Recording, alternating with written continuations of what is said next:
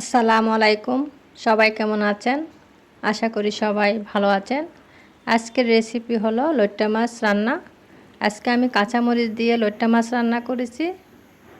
লইট্টা মাছ একটি সামুদ্রিক মাছ। এটি চট্টগ্রাম অঞ্চলের ঐতিহ্যবাহী একটি খাবার। এখন পুরো বাংলাদেশে লইট্টা মাছ পাওয়া যায়।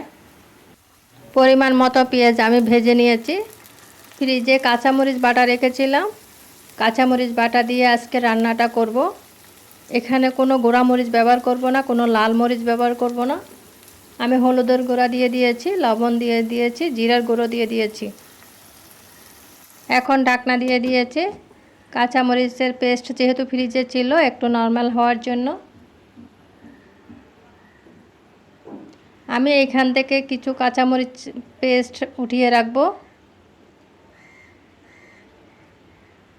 আমার কাছে মনে হলো পরিমাণে একটু বেশি হয়ে যাবে এটা পুরোটা দিলে।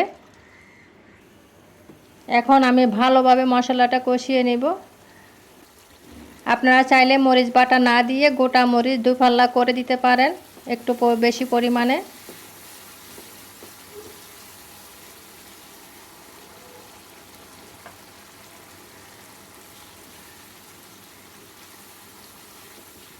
মশলা কষানো হয়ে গিয়েছে। আমি ধুয়ে রেখেছিলাম লইট্টা মাছ দিয়ে দিব।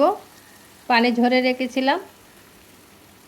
লইট্টা মাছ থেকে কিন্তু প্রচুর পরিমাণে পানি বের হয়।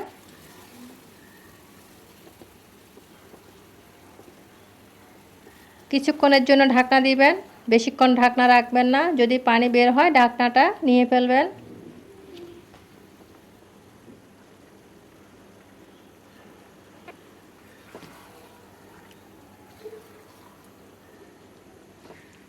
প্রথমবারে নেড়ে চেড়ে নিতে হবে, পরে আর নাড়া যাবে না। লইট্টা মাছ নরম, নাড়তে গেলে ভেঙে যায়।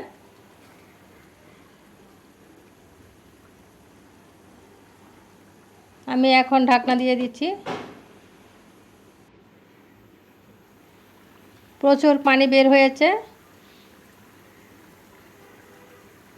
হাত দিয়ে একটু নেড়ে ছেড়ে দিচ্ছি। এরই মধ্যে আমি অনেকবার চেক করে নিয়েছি। লইট্টা মাছ রান্নাটা আমার হয়ে গিয়েছে। এখন আমি ধনিয়া পাতা দিয়ে দিচ্ছি। লইট্টা মাছে অবশ্যই ধনিয়া পাতা ব্যবহার করতে হবে।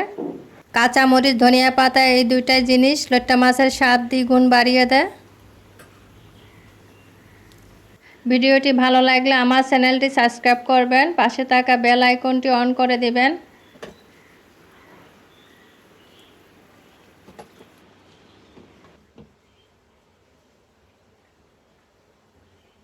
আশা করি লইট্টা মাছ রান্নার সহজ রেসিপি আপনাদের ভালো লেগেছে।